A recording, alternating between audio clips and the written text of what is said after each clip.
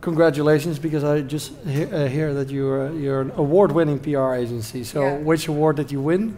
So we won a couple of awards for different campaigns that we did. Sorry. Yeah, because otherwise they won't hear you. Yeah, we won a couple of awards for Yo, for StoreDot. I was selected as one of the top 50 people in technology, public relations in the world last year. So we won various awards. Oh, yeah, cool. Yeah, normally, you know, we also win awards every now and then, but we all also know that awards are a little bit of bullshit, right? Yeah. But congratulations, and thanks for being here. June. Yes. You're at CoinDesk. How long have you been at CoinDesk? Well, I returned to CoinDesk for about 6 months, but I was there in 2013. I was a reporter for CoinDesk, so I've been covering the space for a while. Yeah. So what was your first article on CoinDesk? I think it was a burger stand in Shoreditch called Burger Bear that decided to accept Bitcoin.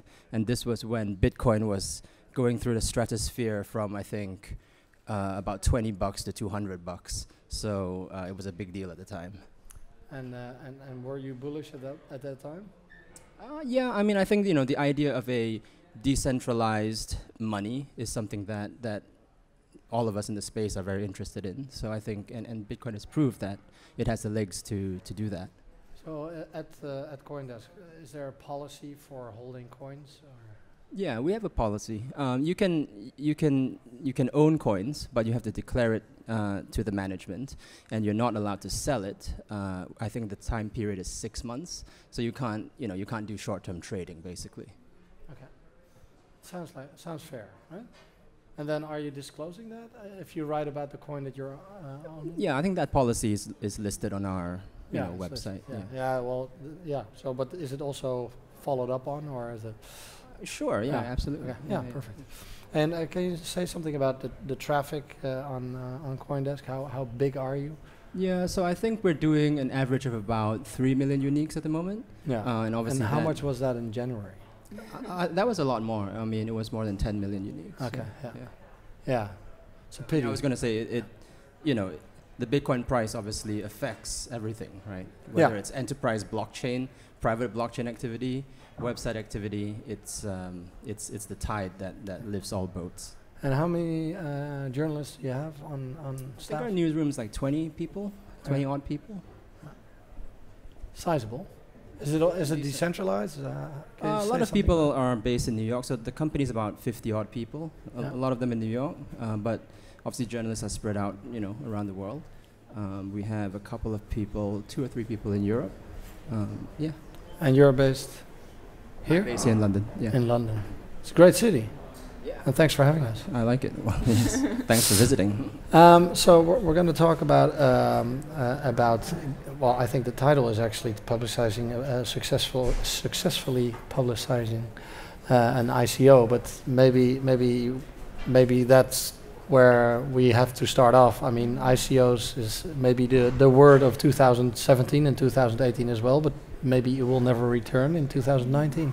Yeah. What's your thinking about that? So if back in the day when we did the PR for Bancors ICO, that was a huge story. Today an ICO is no longer a story. Actually, if you write ICO in your pitch, then probably it won't get publicized. So we avoid actually using that word, and we try to focus on the innovation and technology of the company. So really thinking about what are the unique selling points of each company, what are they doing different than their competitors, and focusing on that. Definitely not focusing on the ICO, because that's no longer a story, and I think that you will agree with me on that, right? Sure, yeah. I mean, one of the issues, so to be clear, I'm not a journalist anymore, I'm on the business side at CoinDesk. But when I was a journalist at CoinDesk covering the space and at Quartz, I think one of the big issues we had editorially was, how do you write about a thing that has no product and no users, right? It's like, how is that newsworthy? So of course, if something like Bancor, you raise a huge sum of money, that is novel and newsworthy and interesting. Yeah. But beyond that, what else can you really say? Like, it's like these guys raised hundreds of millions in this new way, and like that's kind of the end of the story, because there's no usage. But And also, just one more point, a lot of companies think that the fact they exist is a story, and that's not a story. So you really need to kind of think about, again, what are you doing that's different than other companies? Because, the fact that you're there, the fact that your platform exists is not a story. Sure. So and obviously there's a lot of noise. Maybe you can say something about that on the CoinDesk side. Do you know how many pitches you get per day? I don't know how many the pitches the CoinDesk journalists get, but last year I was getting about 200 pitches a day, but not all of them crypto or ICO because I was covering tech in general. But a lot of them were ICO pitches. Yeah. So if you're getting 200 pitches a day, so what can you give like 3 or like the tip? How to get your attention, because I think it starts with the attention and then from there you do your work. Sure. So like pitches, like email pitches hardly ever get read or responded to, which unfortunately I think Ayelet and her colleagues may recall. Actually, we get, well, I'll address that point later. But right. I personally... It's based on connections, right? So if you have the right connections and if you know the people, like, for example, at the Next Web, I know Patrick, I know a lot of people, and so also at CoinDesk, you go to your connections, and if they know that you send them good stories usually, then they'll probably read your email. I always say that PR is all about connections and also about how you tell your story. So just to address your question, and you can continue after, having a really good title to the email, something that catches their attention is very, very important. Can you give an example of that? Just again, like think of something that could really, kind of catch their attention. I have to think of examples for that right now. But also, I think long emails are not good. So you should have a very short pitch. And then if the writer is interested, then they'll read more. But having a wall of text in your email is probably not a good idea because then as you said, the writer will just skip it and go to the next email. Do you agree with the notion that it's all about connections? To some degree, but just because you're friendly with somebody doesn't really mean you're going to write about them. Right. But there's a higher chance, right? Obviously. Well, I think it probably depends on the company you keep, I think. Yeah, but I think Ayelet's point is, if you know the people, that they at least pay attention to what you have to say, and then obviously you decide on if you want to write about it or not. Yeah. But at least you cut through the crap, basically. Because if you're getting 200 emails a day, you're probably going to open the email of someone that you know as opposed to someone that you don't know. You asked me for an example of a title. So just recently, Starwood websites were hacked.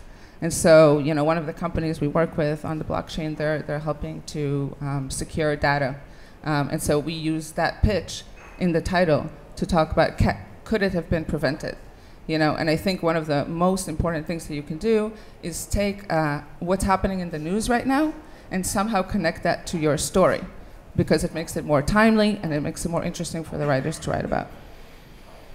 And would you say so, because PR is so it's a lot of work, right? You need to build all the relationships, etc. So is that also the reason why a lot of the companies don't have that in-house, but it's more something that you work with an agency?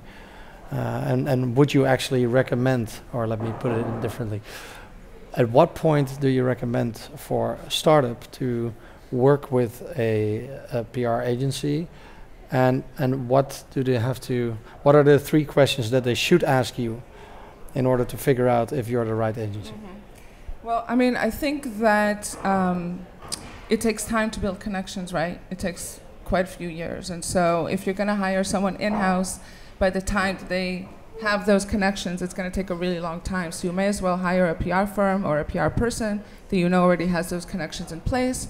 And so I think that's a much easier way of getting PR quickly and efficiently. Just like any other industry, it's a people industry, but especially public relations is about connections, as I said before. And then what was the second part of your question? So if I'm hiring an agency, Yeah. what 3 questions should I ask in order to figure out if you're the right one for me? Yeah. So first of all, I think it's important to look at, to ask about referrals, so references to other clients that have worked with the company, to talk to them to see what their experience was. That's always a good point. Second of all, I think that looking at their Facebook page or looking at their blog and seeing what sort of coverage, like for example, we do a monthly coverage wrap-up on our blog every month of all the coverage we got for clients in the past month. On our Facebook page, we list all the publications that have written about our clients, and so you can see the results that we're actually getting. And I think that's very important. And also to see what kind of involvement the CEO has. So for example, my company is a boutique PR company, and it's my reputation. Blonde 2.0 is called Blonde 2.0 because I used to be blonde. Oh, really? And you probably remember that. I do. And so the idea is to see how involved the CEO is in the day-to-day work, so that you don't just work with a junior account manager, but you actually work with the CEO who is deeply involved in the accounts. I think that's very, very important, and I try to be as involved with all the accounts that we have as possible. And how do you recognize a good PR firm or a good PR person? Well, I mean, just to go back to the point earlier that I was making, I mean, connections are one thing, but why are connections useful?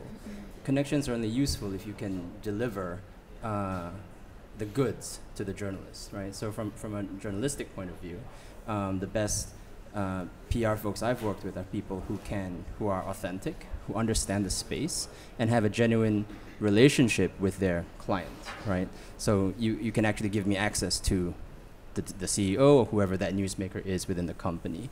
I think one issue with a lot of crypto pitches is they use a bait and switch tactic of like, oh, so-and-so well-known economist has joined this company as an advisor. So, oh, that's interesting. I wonder what this guy thinks about Bitcoin. You reply to the pitch, the guy says, oh, that guy's not doing interviews. We can't get you access to that guy. Yeah. So it becomes a whole dance and a whole waste of time. So I think authenticity and actual access, being able to deliver that access is really what journalists on the beat are looking for. And I also think it's important to have a good portfolio of companies. So if you're working with some of the more interesting companies in the space, writers will know that, they'll get the story. Like, for example, they write about smaller companies that are less well known for you because they know that they will also get the bigger stories about the bankers of the world, for example. Yeah, that makes sense. I know on our end, we're also getting around hundreds of pitches a day, and it's really hard to sift through all these emails. And then you also have people that do follow-ups, kind of like, hey, have you read this? I'm just following up here. I mean, it's kind of like they basically schedule a waterfall or drip campaign to journalists. Are you doing similar tactics? So we usually will follow up at least once, and then if that follow-up is not answered, then we probably skip and go to the next writer. But we try to really focus on what are writers interested in. And I think that's a very important point. A lot of people don't do their research beforehand. They don't look at what writers are actually interested in, what they write about, and so we definitely go back and see, okay, what is this writer interested in specifically? And then, target our stories based on that. Are you using tools to analyze what writers are writing about and what keywords they're using, for instance, to match your story to their interest? It's not really like that. I mean, I've been doing this since 2006, and so I kind of know like which writers are writing about what already. So it's a lot about reading those publications on a day-to-day basis, reading those articles, getting to know those writers, and it's more based on that. It's less not about really data. Scalable, though. It's very scalable. Is it? I can tell you. Okay. Yeah, I know. So you would say that there are tools, right, that use certain algorithms to figure out what journalists are writing about, and then you can basically upload your story that gets analyzed, and then you get like, okay, these 5 journalists have been writing in this space about this topic recently. Because in the end, also journalists change and over time. They change their own interest and storylines as well. I mean, the market is so. Yeah, but that goes back to the other point, which I said before. It's about connection. So I rather send it to my friend who I know is interested in blockchain, as opposed to just a random person that the system found. Yeah, but it could be a starting point, right? Where you could say kind of like, hey, that person is apparently interesting for my story, so let's build a relationship. Is it so say you have no experience whatsoever in this space, and you can't really afford an agency. Maybe you can give some tips to companies that are in that position. Yeah, I think I look for a lot of signals on social media, on Twitter basically, or Reddit sometimes. So really, if there's a lot of buzz, if the community is organically talking about your product, your feature, your chain, your ICO, people are going to notice. Journalists will pick up on that buzz and will contact you. So it's really about that. It's about creating a buzz among your stakeholders. If they're interested, then the media is interested. And on your end, are you using tools to pick up on that buzz or find it? Yeah, I use the chaos of Twitter as my filter. Okay, yeah. If enough people are talking about one thing on Twitter, it's worth following. Yeah, I remember it was a while back when we wrote basically a bot that was following like an X number of people, and then before it would hit the RSS feed, we would analyze the text of those people, and then if it hit certain keywords, it would go to the accounts of our editorial team. That was actually a pretty good way to really be quick with the news. We moved away a little bit from like news stories, more in depth, but that was kind of like, you can write software basically to help you out with your job, and I think actually that's also needed in both in the PR space and in the journalist space. I mean, I guess it really depends on what the goal is, right? So if you're looking for some kind of long tail analysis, sure, you want to crunch those things. But for a lot of the stuff we're doing, a lot of it's in the head, right? So you know who the top 5 journalists covering crypto are. Right, exactly. You know what the top 5 chains are, what people are talking about. So those are things we're focused on, and the minutiae of those stories. So a lot of that long tail stuff isn't really going to help you get deeper into the head of the curve. Exactly. Like if I use the next web as an example, right? So I know that Mix writes about blockchain. I know that David writes. I know that Matt writes. And so, out of those 3 people, who am I going to pick for a specific story? And so you can just take a look at the articles that they're writing and what they're interested in, and then decide who out of those 3 you're going to send the story to. But it's not like I need a platform to start analyzing data for me. So basically, if you don't have an agency, it starts out with finding the 5 biggest platforms, finding who is writing for them, and then figuring out like the one person within that company that or within that publication that is most relevant, right? And then try to build, follow them on Twitter, give them stories, build a relationship, and whenever you have news, hope that they at least read it and reply to it, whether they want it or not. Yeah. Again, I mean, I think that what you were discussing kind of is kind of a cold way. That works for advertising, perhaps. But in PR, as I said before, it's really a people industry. It's really about creating those connections with people and sending them emails and sending them the right stories. Sorry. And Joon, at CoinDesk, how is there a rule or a policy, or how do you decide on what to cover and what not? I think that's something that's better answered by the editorial team. I'm not super in sync with that right now. I can speak to my previous experience, and there was no hard and fast rule. It was what was timely, what was newsy, what was interesting at the time. But then to the point about not having an agency and so on, a lot of the biggest and most interesting projects in the space don't have any sort of communications function, right? You think about Mimblewimble. You think about the grid implementation, handshake protocol. All those things are just open source developers launching stuff, creating a lot of buzz, and people covering it. Now, there's problems with that, because then when people have questions, there's nobody to contact. But in terms of just getting coverage, I think it's much more about having a product that your community is interested in. Then you get coverage. What you do with that coverage, that might be where you need a professional to help you with shaping that communication. Yeah. And so what are the things that you are doing, for instance, once a startup or a company gets covered? Because it's not necessarily about that one article on CoinDesk. What are the ways to get most value out of that? Right. So, I mean, you know, with each release that we do, we kind of think of what's the best strategy. Should we go for an exclusive or should we go for an embargo? It really depends on the strength of the story. Once we get that article, if it's an exclusive, for example, and I don't know how many people here know the difference between that, but with an exclusive, you go to one single publication because you decided that's the one publication that you want to get coverage in. And then after that, we will reach out to anywhere between 50 to 70 other publications in order to maximize that coverage. In addition, of course, we're promoted on social media and, you know, ask the company to also put it on their website. You know, so basically list all and in their email. And in their email, and in their newsletter, and to their community, Telegram channel, especially if it's a crypto company. That's very, very important as well. And maybe you recall, are you looking at like which stories work well and about which companies they are in order to decide on future coverage?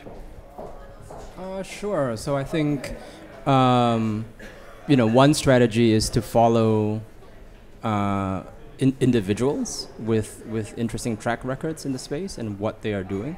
So, you know, if somebody has a long history as a Bitcoin core developer, for example, and now they're starting up a new chain, that's probably something worth following up on. So I think, yeah, that's one strategy that I've used. So I guess my question is kind of like, so you write an article about a company, and you see that article gets 40,000 views, and you write an article about company B, that article gets 2,000 views. Then when they pitch you again, do you know and keep track of like the traffic of the companies that work well, or is that something you don't look at analytics at all? That's not something I was very sensitive to, and I'm not sure you can isolate the factors, right? Is it the company? Is it the price of Bitcoin at the time? I think it's a multivariate issue. There's lots of factors. How do you isolate that? Like, you don't know. So you get the signal of traffic to a story, but what conclusion you draw from that is highly subjective. There's no control, basically. No. But I think to your point, like getting the maximum value out of coverage, right? So when you are able to send traffic to the story, that also triggers kind of like, hey, you know, I wrote this story, I put time and effort into this, because what I also see happening in the market is that people think that journalists have to write about stories because that's their work, but then they say like, I exist, so you have to write about me. So that's obviously not how this industry works. But it's kind of like we say also kind of like your work is kind of like you have an audience, and the bigger the audience, the more applause you get, right? Yeah. So and if the company can help in getting that applause, yeah, then that's where you built the relationship. Yeah, I agree with that. I mean, I think that I've had more than one instance where writers wrote back to me and said, wow, this story is doing great. It's the #1 story on our homepage, or, you know, got X amount of views, etc. So I think they really appreciate that, and they do take that into account the next time that they think about writing about that company. Yeah, so so some publications do, others don't. Probably. I don't. Okay, I think we have about 1 minute left. So maybe we could end with a 2019 prediction of the top keywords in the crypto and the blockchain space. Top keyword. Yeah. Want to start with that? that? I would say there's a bunch of chains launching next year that are going to be super interesting. So projects like Algorand, Oasis, the Grin implementation of Mimblewimble, all of those I think will be competing for users and developer mindshare. And existing Dfinity, existing platforms are going to be under huge pressure. So the likes of Ethereum, can they hang on to that developer community without providing the tooling and the scale that they've been promising for many years? These other guys are going to provide that. So it's going to be a fierce competition, I think. I mean, I don't know if I can think of specific keywords, but what I do think, and we've spoken about this the other day, is, you know, there's a huge saturation right now in the market. The market is down, and I think that it will be about survival of the fittest at this point. And, you know, the best companies doing, you know, the very specific things that they're doing on the blockchain, it will, instead of, you know, hundreds of companies doing the same thing, it will just be a few, just like the .com bubble. That happened. So exactly. Yeah, so I think that it will just be about survival of the fittest at this point, which is a good thing for the market, I think. Cool. Thank you so much for being here, and thank you for watching.